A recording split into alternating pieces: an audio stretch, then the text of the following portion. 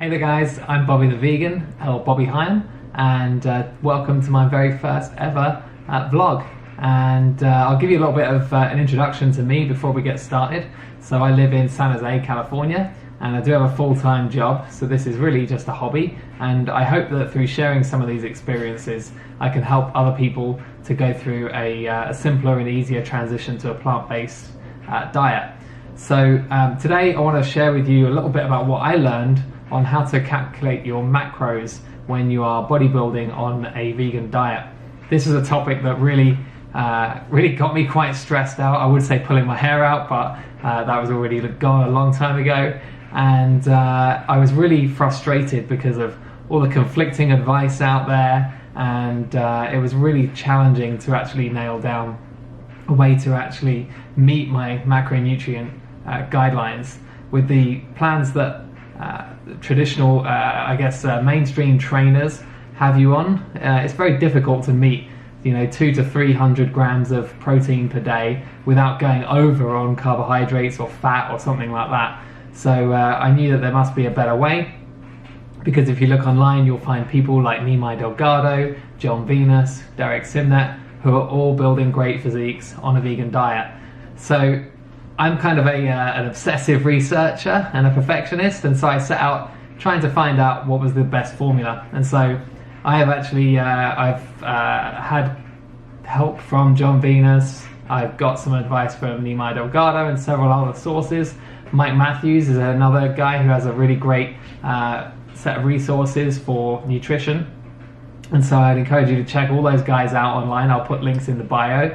And this is the, the condensed down cheat sheet, effectively, from all of the advice that I've collected. And at the end of this, I do have a link in the bio for an Excel spreadsheet that you can download that allows you to just calculate all your macros for you, so you don't need to write any of this down while we're working on this. Okay, cool. So let's get started. And I guess the first thing to say is that there's a bit of a protein madness going on in the world.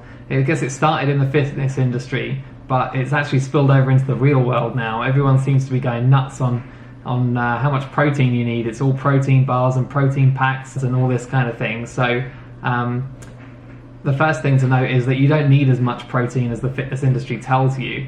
In fact, you need very little. And when I've consulted with these vegan bodybuilders, it ranges between 15 and 25% of your calories need to come from protein, depending on whether you're bulking or whether you're cutting. And I'm going to show you how to calculate a plan for both of those modes. So first and foremost, I'm just going to teach you a couple of little basics that I learned. The first is a concept called your TDEE, or your total daily energy expenditure. And this is the amount of calories that your body burns just by your natural metabolism. So people with more muscle mass tend to have a higher TDEE. And if you want to gain weight, put on muscle, then you need to eat more calories than your total daily energy allowance. If you want to lose fat, then you need to eat less than your total daily energy allowance. And it's really as simple as that if you want to lose weight. And at the same time, there's other things that you can do to accelerate your metabolism and make you burn more calories. And obviously, the more exercise you're doing, then the higher the energy output is. And that's really the two sides of the formula. Raise your energy output and control your input. And that's the thing, the scale that determines whether you lose weight or not. And everything else that's in all these fad diets about, don't eat any carbs, or don't eat any fats, or go high fat and no carb, all of those things, ultimately, when you go and look at why they are successful, it's because ultimately they get you to eat less calories while still maintaining your energy output. And that's really all there is to it. So I said for a gaining plan, we'll walk through creating a gaining plan first of all. I said for a gaining plan you needed to eat more calories than you are burning, but how much more? So how do you actually calculate your total daily energy expenditure? Because that's really the starting point for creating your plan. So what we do is we take your weight and your body fat and we plug that into a formula, and that's going to tell us what your total daily energy expenditure is. at your resting rate. And then we're going to use a multiplier based on how many hours of exercise you're using each day. So depending on how active you are, the more active you are, the more calories you're burning just by being. So that's going to calculate your TDEE. And then we're going to add a little to it for a gaining plan, and we're going to take a little bit away for a cutting plan. So let's walk through calculating a gaining plan first of all. So for a gaining plan, if you're a man, you want to be eating around 10% more calories than your TDEE each day in order to put on muscle. If you're a woman, then you're going to need a little bit more. You're going to need about 20%. And that those values come from Mike Matthews, by the way. Thank you very much, Mike, for that information. So you just take your TDEE number, add 10%, and there you have it. So if we take a quick example, if you were on a TDEE of 2,000 calories, so we're going to add 10% as a man, so that will put you on 2,200 calories per day that you need to eat.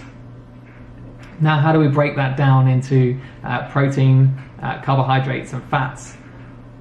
So when you're on a gaining plan, you want to take around 15% of your calories from protein.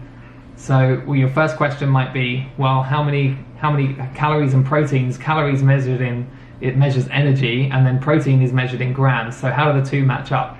When we look at the macronutrients, protein, each 1 gram of protein is 4 calories, each 1 gram of carbohydrate is 4 calories, and each gram of fat is 9 calories. So this is actually part of the reason why if you eat a diet that's high in fat, you're going to end up consuming a lot more calories than you would if you eat a diet that's high in carbohydrates and lower in fat.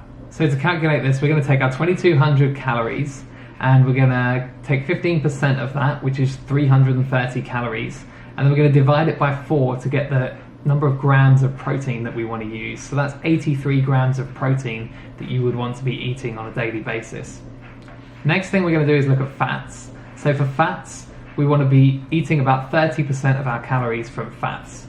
And so we take 2,200 calories times 30%, gives us 660 calories from fat each day, and that's around 73 grams of fat.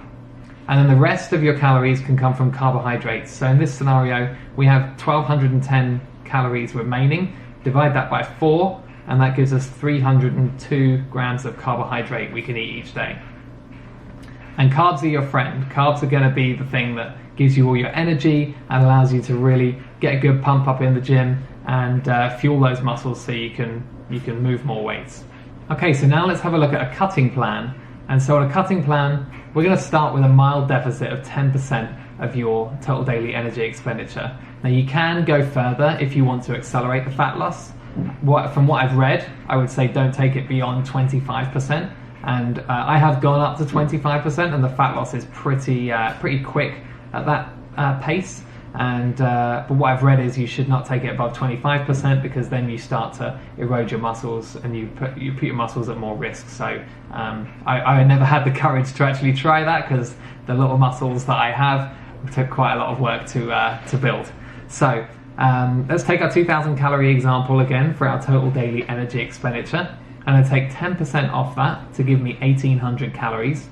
And then when you are cutting, you want to increase your protein intake slightly, because the higher protein intake is going to protect your muscles and ensure that they don't get broken down for energy. So we're going to take 25% of your calories from protein. So 25% of 1,800, 450 calories. And when we divide that by 4, we get 112.5 grams of protein per day that you're going to need to be consuming. Next, we'll do fats, and fats we're going to keep about the same, 30% of your calories coming from fats. So 30% of 1,800 is about 540 calories, and we divide that by 9, which gives you about 60 grams of fat to eat per day. And then finally, the remainder is all going to come from carbohydrates. So we have 810 calories left.